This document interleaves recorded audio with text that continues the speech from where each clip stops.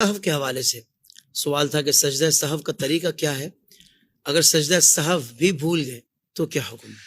سجدہ سہو نماز کے اندر واجب تب ہوتا ہے جب بندہ نماز کا کوئی واجب بھولے سے چھوڑ دے، صحیح۔ لہٰذا جان بوجھ کے واجب چھوڑا تو یہ نماز واجب الاعادہ ہوگی، سجدہ سہو سے اس کا نقصان پورا نہیں ہوگا۔ فرض چھوٹ گیا تو نماز ہی ختم ہو گئی، اس کو وقت میں دوبارہ پڑھنا ہے، وقت کے بعد یہ قضا ہو گئی، اس کو قضا ادا کرنا ہے۔ تو لہذا بھولے سے کوئی نماز کا واجب چھوٹے گا تو آخر میں سجدہ سہو کرنا ہے۔ اب اس کا طریقہ کیا ہے سجدہ سہو کا؟ سجدہ سہو کا طریقہ علماء کرام نے یہ ارشاد فرمایا کہ جب آخری تشہد قاعدہ آخرہ میں آپ بیٹھیں گے تو التحیات پڑھنے کے بعد، اور علماء فرماتے ہیں کہ افضل یہ ہے کہ التحیات پلس درود شریف پڑھنے کے بعد ایک طرف سلام پھیریں، اس کے بعد 2 سجدے کریں، اس کے بعد دوبارہ التحیات پڑھیں، درود شریف پڑھیں، دعا پڑھیں اور سلام پھیر دیں، یہ آپ کا سجدہ سہو ہو گیا۔ اچھا، اگر سجدہ سہو کرنا بھی بھول گئے تو اس میں 2 صورتیں ہیں۔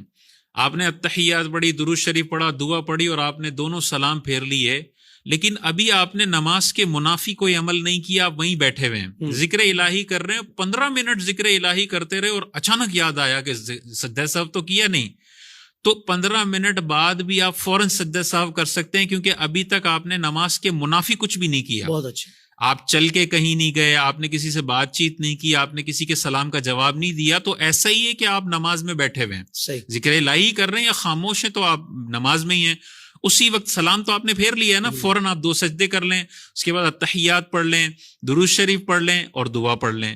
مثال کے طور پہ سجدہ سہو بھی بھول گئے اور دونوں سلام پھیر کے نماز کے منافی عمل کوئی کر لیا، اب یاد آیا کہ سجدہ سہو بھول گئے تھے، تو اب اس نماز کو زندگی میں جب موقع ملے اس کو ریپیٹ کرنا پھر واجب ہو جاتا ہے۔ واجب ہو جاتا ہے۔ جی، تو یہ مختلف صورتیں ہیں، جس صورت میں سیٹنگ بیٹھتی ہے اس حساب سے پھر وہ سجدہ سہو کرے۔